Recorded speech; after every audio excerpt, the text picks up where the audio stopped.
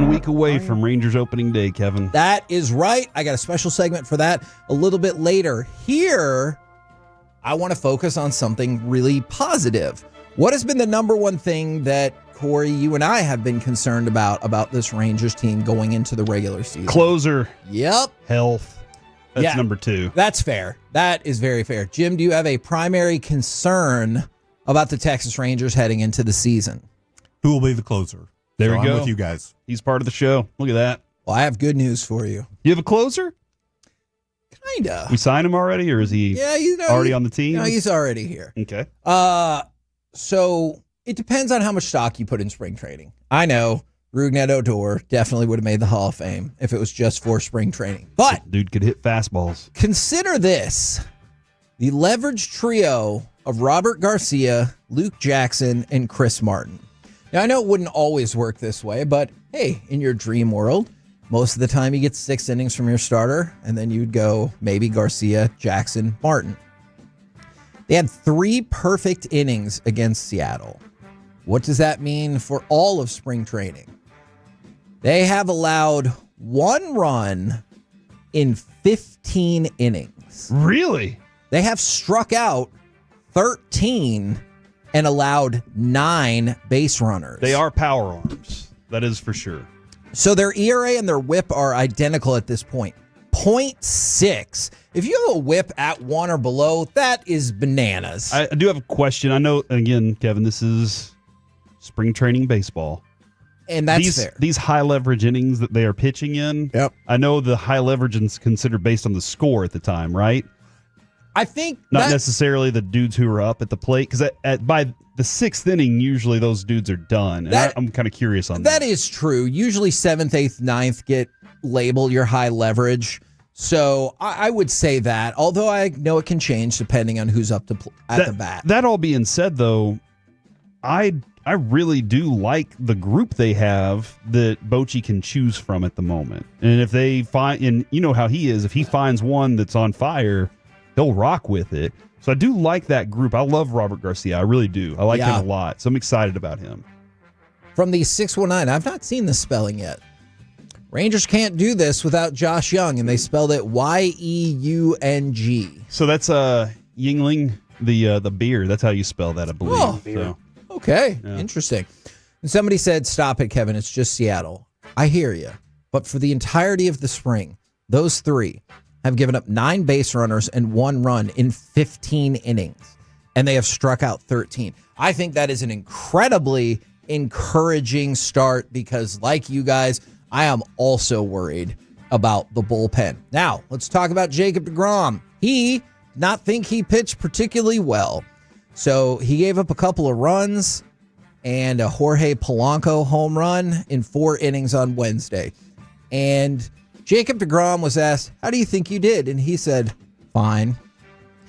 But it felt like that kind of fine that you're in a relationship and you're worried that your partner's mad at you. And you're like, are we okay? Fine.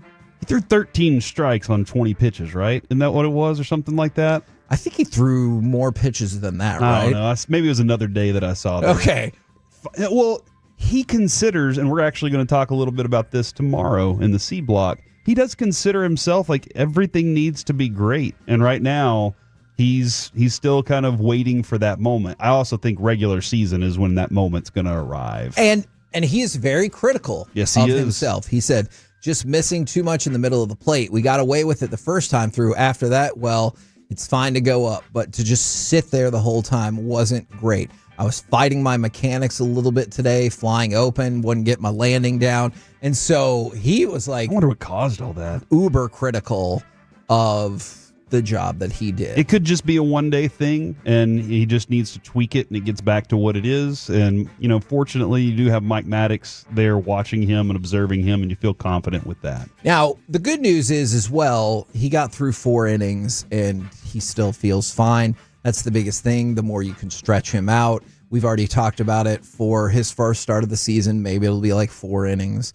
Like, maybe don't look for a regular start from deGrom in whenever he does make his first regular season start. So just something to keep an eye out on there. Keep him healthy for playoffs, baby. You guys want, that would be awesome.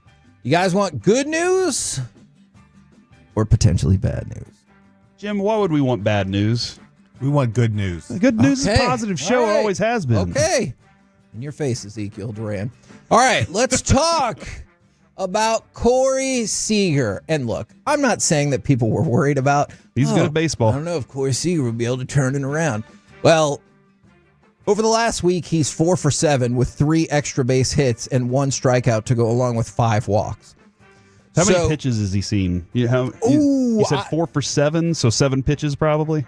No, because he has 5 walks, you jerk. Oh, yeah, okay. That way he's seen at least 20 extra pitches 20 right extra there. pitches.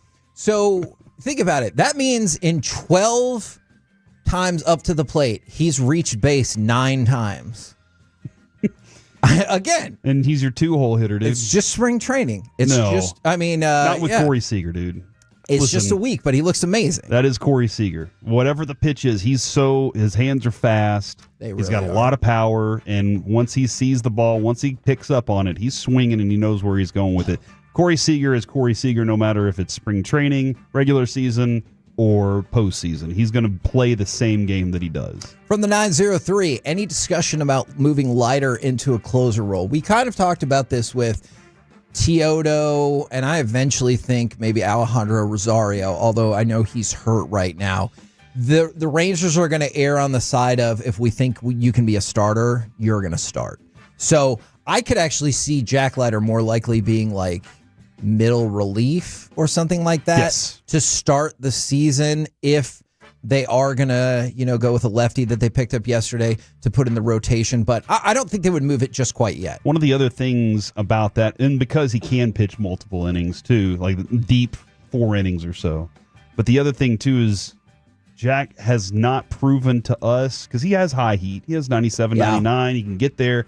But he has not proven to the Rangers that he can be an efficient pitcher. Yes. And that's something that when he learns how to be an efficient pitcher, if that's the case, they could move him there. But he walks a few too many and just misses his strike zone a little too much. Now, I think I know the answer this is going to go. I'm going to give you one more crack at this, Jim. Do you still want more good news, or do you want to hear the bad news?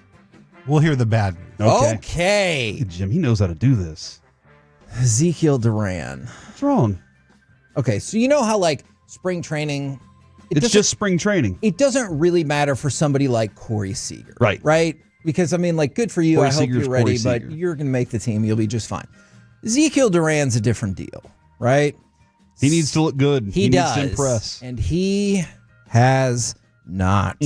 So he went over 2 yesterday, made the final out of the game with the tying run on board. You might be like, I don't care about that. I don't actually care if we win any of these games. Fair enough. He's 0 for 11 right now. He's in the midst of an 0 for 11 stretch.